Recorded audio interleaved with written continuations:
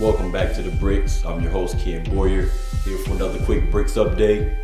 Here to give a quick instant analysis on the game we just got finished watching. The almost Appalachian State-like letdown by the Michigan Wolverines. They eking out a 28-24 win over the Akron Zips for the first ever meeting between these two teams. So, most, untraditional college football fans might say, oh, well, it's their first time meeting. Maybe they just getting a feel for each other and they don't know, each other. So it's pretty even game. You can't know.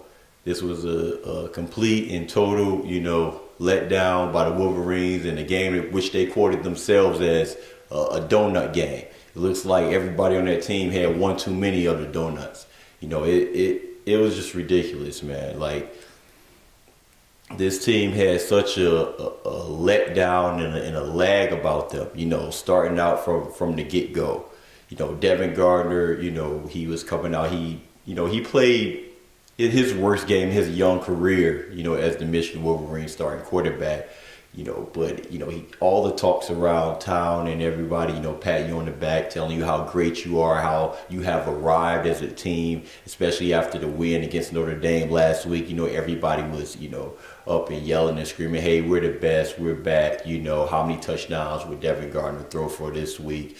Heisman Trophy candidate and all these other things that are just like, hold on. You're jumping the gun way too fast. Yes, I still do believe that they will go undefeated in the regular season and that they should, but they really have the same type of team like the team that they played last week in Notre Dame. They have the same team that they had last year where they were able to go undefeated and go and play for a national championship when this could have easily had been a 7-5 football team. It really brings on good coaching points, for the coaches to really have some things to teach them about effort and about showing up every single day. It wouldn't have been a good thing for them to lose. If people say, oh, it's a good thing for them. It's a good thing that they won if they have some good coaching points. If they lost, that's just that's unacceptable, completely unacceptable. This game reminded me of the Rich Rodriguez game when Michigan played Illinois, when I believe the score was like 999 and Michigan, they had 1,000.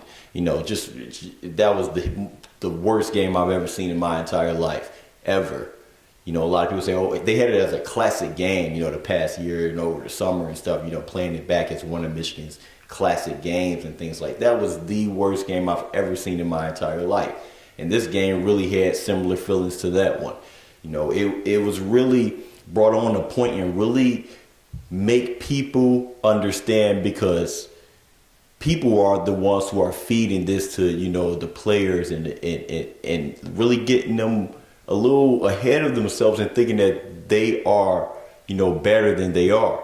It brings us back to the point that all the coaches, Brady Holt, Greg Madison, Al Borges, has been saying, listen, we haven't arrived yet. We're not good enough to play against anybody without playing with perfect technique, giving it 110% every single game.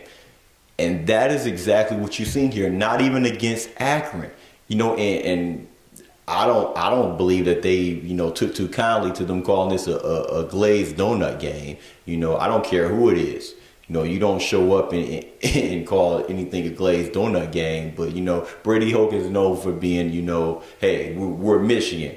And, by all accounts, you're right to some degree. And he understands that. And he also wants the players to understand that, listen, Michigan could be Michigan and say that, because they were going to come out and give it 110%, knock your block off every time you touch the ball, and go out there and insert their dominance and enforce their will on you. So that is the only element that this team is missing. We can throw all the stats. They'll be flashing, and they're flashing on the ticker and everything now. You can see all that, the mistakes Devin Gardner made and all the things like that. I'm not a big stats guy. I go by the things that I've seen. One thing that I noticed, and I think it's shifting back, towards kind of like, once again, I hate to pull back on that, but how Rich Rodriguez had it, where the defensive backs were so far, off of the wide receivers. And I understand Greg Madison's concepts and things like that, but for one, we have great pass rushers. Michigan has great pass rushers there, and really good linebackers. But the thing is, I've seen from everyone, including Notre Dame last week and even Akron, they're not going to let you get to them. It's simple 3-step drops, 5-step at the most with max protect. You're not going to be able to do that. You have to tighten up a little bit more on those wide receivers. That's the only thing. You're leaving it just open and vulnerable. I mean, it's pitch and catch.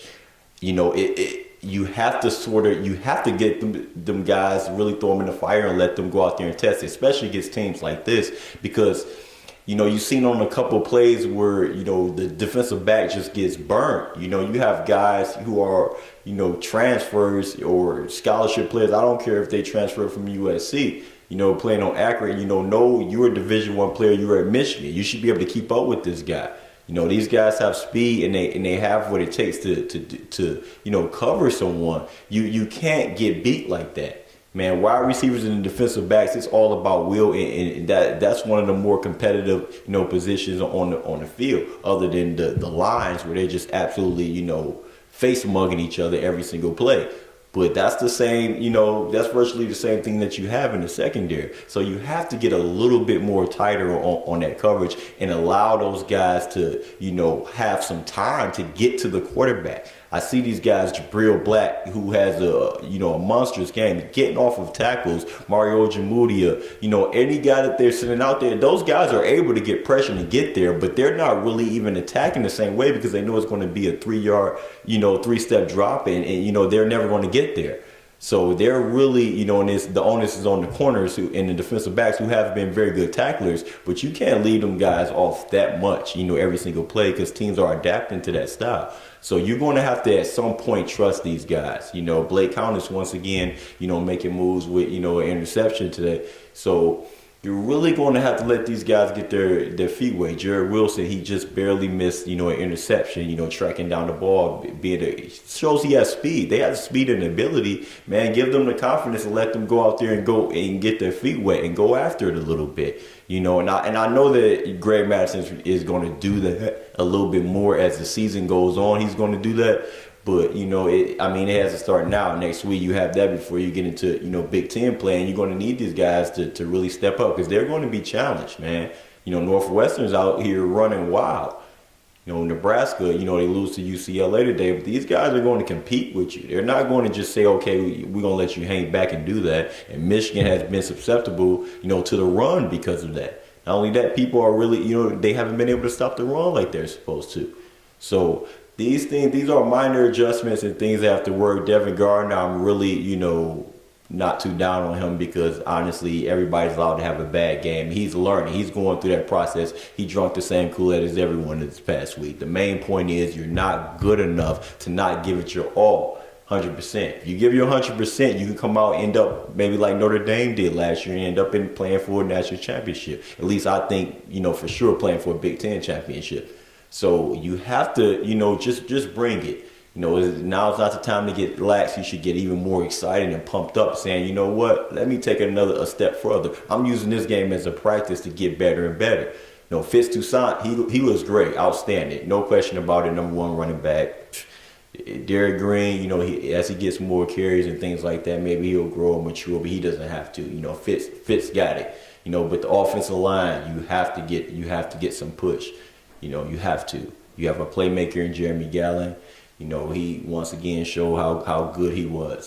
So Devin Funches and Jake Butt at the tight end. They have weapons at wide receivers enough to keep people honest. But Devin Gardner struggling how he did allow people to really key in on the running attack. But when they really wanted to, you seen that toward in the third quarter, in the fourth quarter when they really wanted to and needed to play. They start pushing those guys, and Fitz broke off a couple big runs. So you need these guys to bring the energy and the same intensity every single game, or else, these are the results of that. This is the product that you put on the field today, and it left a sour taste in everybody's mouth. Ken Boy for now. It's the Bricks. See you soon.